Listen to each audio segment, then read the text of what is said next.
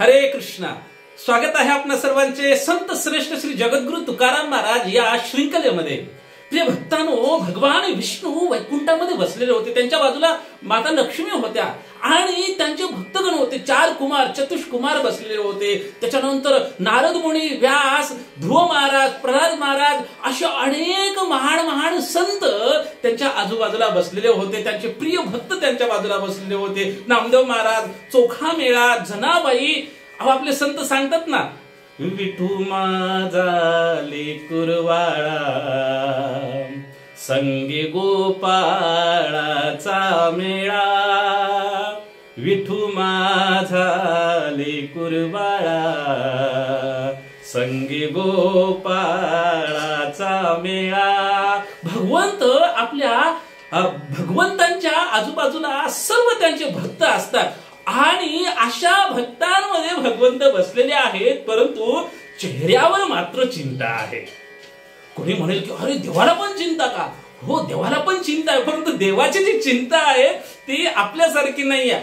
आपल्याला चिंता कशाची असते? माझं कसं होणार, आता पुढं कसं होणार, काय होणार माझ्यासोबत. परंतु देवाला त्यांची चिंता नसते. देवाला म्हणतात ना संत, बुडते हे जन देखवे ना डोळा म्हणून कळवळा येत असे. त्याला जी चिंता असते ती आपल्यासारख्या बद्ध जीवांची चिंता असते. म्हणून तर भगवान श्रीकृष्ण या भूतलावर अवतरित होता. कृतवान किल कर्माणी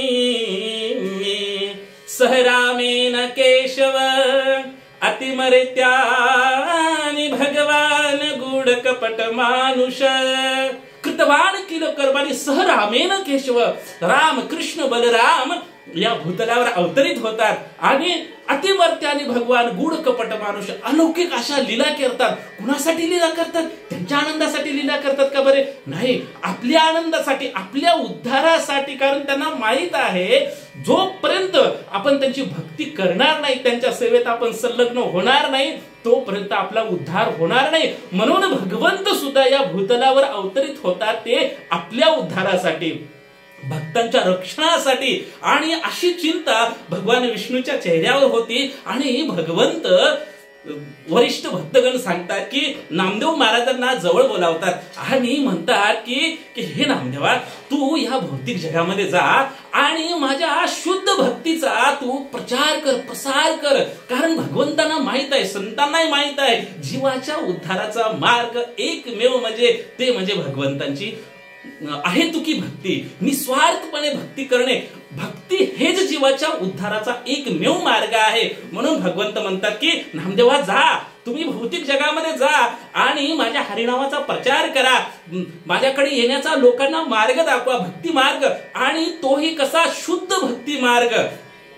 आणि काही लोक अध्यात्मवादी आहेत ना, ते म्हणतात भगवंत निर्गुण निराकार आहेत, भगवंताला डोळे नाहीत, भगवंताला हात नाहीत, भगवंताला पाय नाहीये. भगवंतांचं दिव्य रूप आहे, लोकांना सांगा.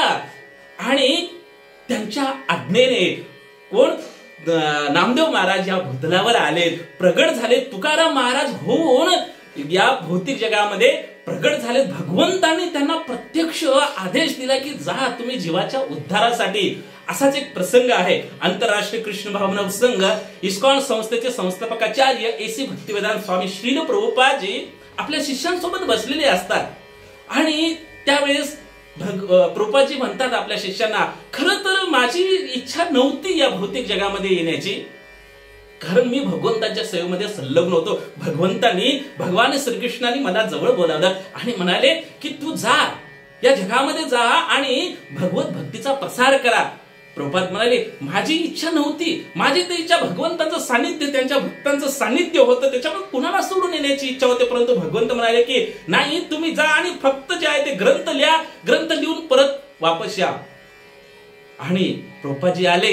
नित्य मुक्त जीव काय असतात बघा, तुकाराम महाराजांसारखे, प्रभुपादांसारखे, असे अनेक महान संतांसारखे प्रभुपाद आले आणि वयाच्या 70व्या वर्षी, म्हणजे त्यावेळेस आपण 70व्या वर्षाचे झालो तर आपले हातपाय सुद्धा चालणार नाहीयेत, परंतु प्रभुपाद 70व्या वर्षी मालवाहूक जहाजाने विदेशामध्ये गेले. अमेरिकेमध्ये जाता जाता त्यांना हृदयाचे हार्ट अटॅक 3 हार्ट अटॅक आले.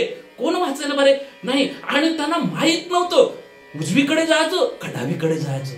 आणि 10 वर्षामध्ये 14 वेळा पृथ्वीला भ्रमण केलं. एवढे ग्रंथसंपदा, एवढे पुस्तकं लिहिलीत, आयुष्यभर जे आहे ते आपण त्याचं अध्ययन करू शकतो एवढी ग्रंथ लिहिलीत आणि संपूर्ण विश्वभरामध्ये कृष्ण भक्तीचा प्रसार केला. अशी हिप्पी लोक जे सदैव 4 नियमाचं उल्लंघन करायचे, मांसाहार, व्यभिचार, जुगार, नशा याच्यामध्ये काय ते रचपचे असायचे.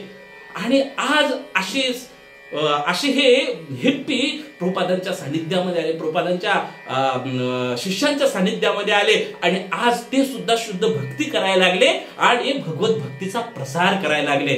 तर असे हे नित्य मुक्त जीव प्रभुपादांसारखे संत श्रेष्ठ श्री जगद्गुरु तुकाराम महाराजांसारखे या जगामध्ये जेव्हा अवतरित होतात तेव्हा तुम्हा आम्हांच्या उद्धारासाठी अवतरित होतात.